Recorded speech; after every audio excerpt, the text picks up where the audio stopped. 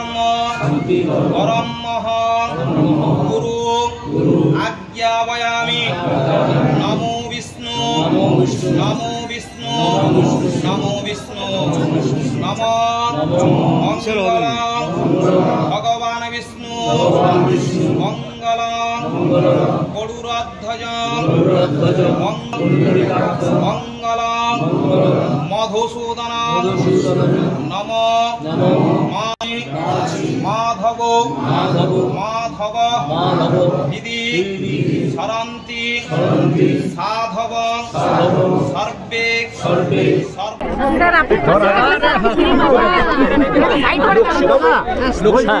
লোকসভা বলছে ইস্যু কি করবেন, কি বলবেন ভোটারদের, কি ইস্যু নিয়ে বলবেন? ইস্যু প্রথম ইস্যু হচ্ছে আমাদের পশ্চিমবঙ্গে যে প্রচণ্ড বেকারি, যার সুরাহা করার জন্যে এই চোর ছ্যাঁচড়দের দলটা কোনো কাজই করেনি, সেইটা সুরাহা করার একটা দৃঢ় পদক্ষেপ এবং দ্রুত পদক্ষেপ নিতে হবে আমাদের সকলকে। 1 নম্বর, কারণ মানুষের এইটা ভাগ্য নয় যে তারা পরিযায়ী শ্রমিক হয়ে বাইরে চলে যাবে বা লেখাপড়া শিখে ব্যাঙ্গালোর, বম্বে, দিল্লিতে চাকরি করতে যাবে। বাবা মা, স্ত্রী, সন্তান সবাই এখানে পড়ে থাকবে, তারা ওখানে থাকবে। এটা তো কোনো জীবন হতে পারে না। তো তাদের জন্যে কাজের সুযোগের সংস্থান, কিছু চাকরির সংস্থান নিশ্চয়ই করতে হবে, এটা 1 নম্বর। 2 নম্বর হচ্ছে আজকের পশ্চিমবঙ্গ দুর্নীতিতে ভরে গিয়েছে, সেই জন্যে মাননীয় শুভেন্দু অধিকারীর প্রতিধ্বনি করে আমিও বলতে চাই, নো ভোট টু মমতা। মমতাকে বা তার দলকে, তার যে কোম্পানি আছে একটা, ওটা দল নয়, ওটা যাত্রা দল হতে পারে, তাদেরকে একটা ভোটও আপনারা দেবেন না। আপনারা যারা এখানে হাজির হয়েছেন তারা সকলেই নিজের নিজের বৃত্তে প্রচার করুন যে দুর্বৃত্তদের, অনেক দিন দেখা হয়েছে দুর্বৃত্তদের একটা ভোটও নয়, কারণ তারা ভোট নেওয়া মানেই আবার চুরি করা।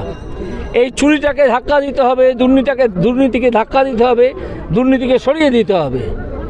দুর্নীতি যদি কমে যায় তাহলে আপনারা দেখবেন এমনিতেই অঙ্গনওয়াড়ি যারা কাজ করেন তাদের টাকা বাড়িয়ে দেওয়া যায়।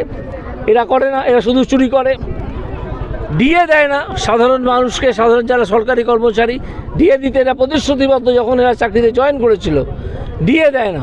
ডিএর প্রশ্নটা সামনে আনতে হবে, কেন দেয় না? এরা কোটি কোটি টাকা চুরি করে। এরা অন্যান্য যাবতীয় জায়গা আছে, যাবতীয় স্কিম আছে গভর্নমেন্টের, সব জায়গা থেকে চুরি করে এবং মানুষকে প্রকৃত টাকাটা দেয় না।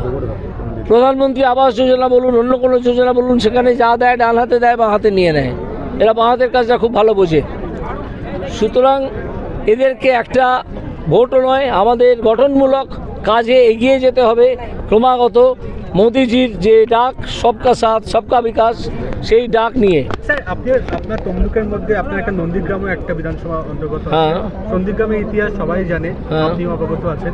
ওই স্পেশাল কেন্দ্রে যখন প্রচারে যাবেন, ওখানকার মানুষদের জন্য আপনি কি বলবেন? ওখানকার মানুষদের বলবো, আপনারা ওই মমতা ব্যানার্জিকে ভোটে হারিয়েছেন, মমতা ব্যানার্জির দলকে এবার একেবারে গুঁড়িয়ে দিন,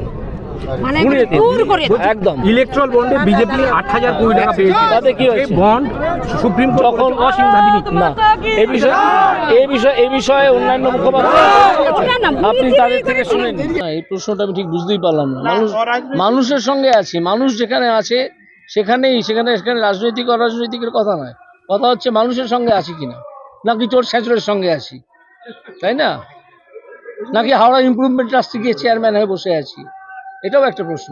গাঙ্গুলিবাবু, যেটা আমরা দেখলাম যে নাম ঘোষণার আগে আপনাকে তমলুকে দেখা গিয়েছিল, তমলুকে আসতে, বরগুনা মন্দিরে যেতে। নাম ঘোষণার পর দুদিনের রঙের উৎসব ছিল এবং তারপর আজকে থেকে দেখা যাচ্ছে বিভিন্ন মন্দিরে, গান্ধী মূর্তিতেও আপনাকে মাল্যদান করতে দেখা গেছে, ভারত সেবাশ্রমে যেতে দেখা গিয়েছে। সেই ক্ষেত্রে আজকে থেকে কি আনুষ্ঠানিক প্রার্থী অভিজিৎ গঙ্গোপাধ্যায় প্রচার শুরু? না, প্রার্থী গতকাল থেকেই শুরু হয়ে গেছে।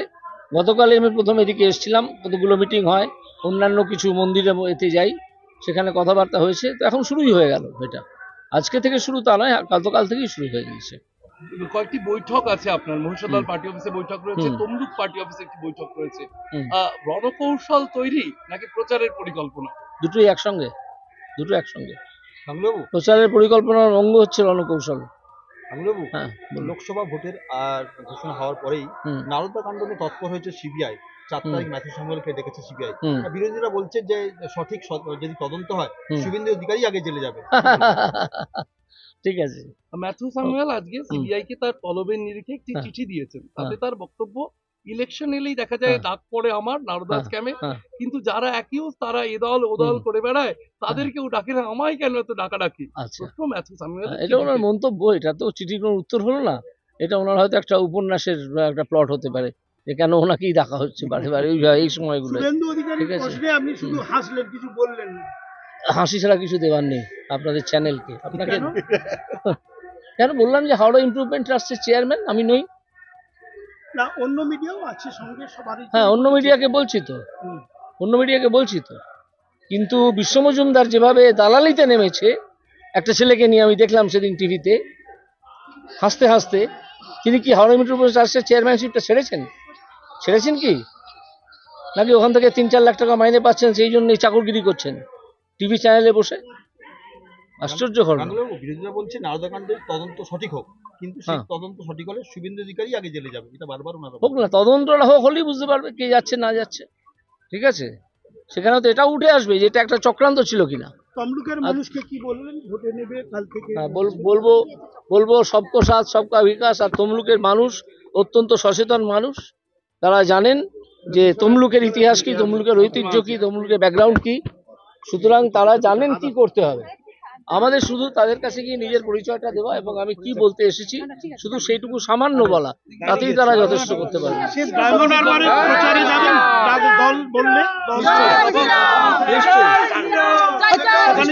সেখানে কি বলতে চাইবেন মূলত? সেটা যখন ডায়মন্ড হারবারে যাবো তখন শুনবো। বিভিন্ন জায়গায় দেখা যাচ্ছে রেখা পাত্র, অমৃতা রায় তাদেরকে প্রধানমন্ত্রী ফোন করেছেন, এবং আপনিও একটা অরাজনৈতিক ব্যাকগ্রাউন্ড থেকে এসেছেন, আপনার কাছে কোনো চিঠি বা কোনো ফোন কল এখনো অব্দি এসেছে? আমার সঙ্গে তো প্রধানমন্ত্রী সরাসরি দেখাই হয়েছে, একটা মঞ্চে, একটা কাওয়াখালীর মাঠে দেখাই হয়েছে সরাসরি। সেখানে খুব সামান্য একটা বার্তা বিনিময় হয়েছে। মমতা বন্দ্যোপাধ্যায় তমলুকে সুযোগকারী সেতুর তৈরি করার কথা বলেছেন, বিধানসভা ভোটের আগেও বলে গেছিলেন।